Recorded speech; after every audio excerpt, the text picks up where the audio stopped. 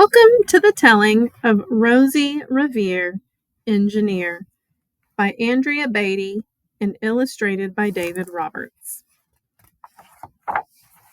This is the story of Rosie Revere, who dreamed of becoming a great engineer.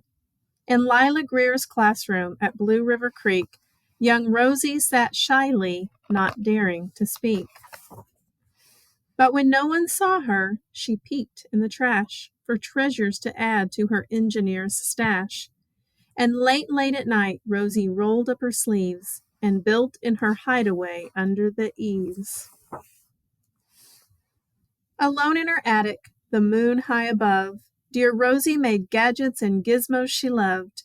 And when she grew sleepy, she hid her machines far under the bed where they'd never be seen.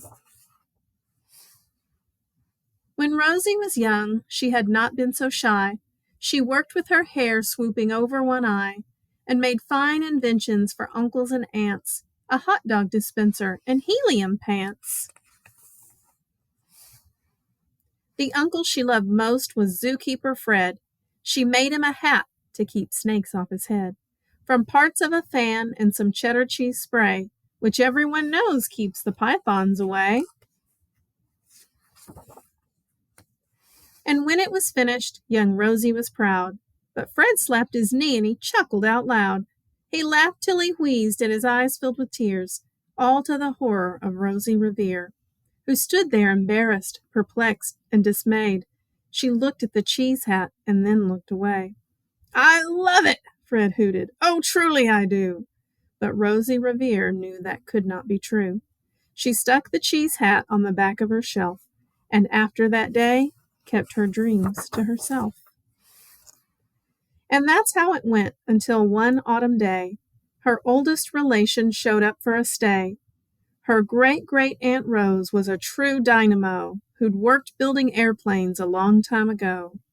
She told Rosie tales of the things she had done and goals she had checked off her list one by one. She gave a sad smile as she looked to the sky. "The only thrill left on my list is to fly. But time never lingers as long as it seems. I'll chalk that one up to an old lady's dreams." That night, as Rosie lay wide-eyed in bed, a daring idea crept into her head. Could she build a gizmo to help her aunt fly? She looked at the cheese hat and said, "No, not I." But questions are tricky, and some hold on tight, and this one kept Rosie awake through the night. So when dawn approached and red streaks lit the sky, young Rosie knew just how to make her aunt fly. She worked and she worked till the day was half gone, then hauled her cheese copter out onto the lawn to give her invention a test just to see the ridiculous flop it might turn out to be. Strapped into the cockpit, she flipped on the switch. The Hella cheese copter sputtered and twitched. It floated a moment and whirled round and round, then froze for a heartbeat and crashed to the ground. Then Rosie heard laughter and turned round to see the old woman laughing and slapping her knee. She laughed till she wheezed and her eyes filled with tears, all to the horror of Rosie Revere, who thought, "Oh no, never, not ever again will I try to build something to sputter or spin, or build with a lever or switch or a gear, and never will I be a great engineer." She turned round to leave, but then great-great-aunt Rose grabbed hold of young Rosie and pulled her in close, and hugged her and kissed her and started to cry. "You did it! Hooray! It's the perfect first try! This great flop is over. It's time for the next." Young Rosie was baffled, embarrassed, perplexed. "I failed," said dear Rosie. "It's just made of trash. Didn't you see it?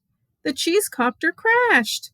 "Yes," said her great aunt, "it crashed, that is true. But first it did just what you needed it to do. Before it crashed, Rosie, before that, it flew. Your brilliant first flop was a raging success. Come on, let's get busy and on to the next." She handed a notebook to Rosie Revere, who smiled at her aunt as it all became clear.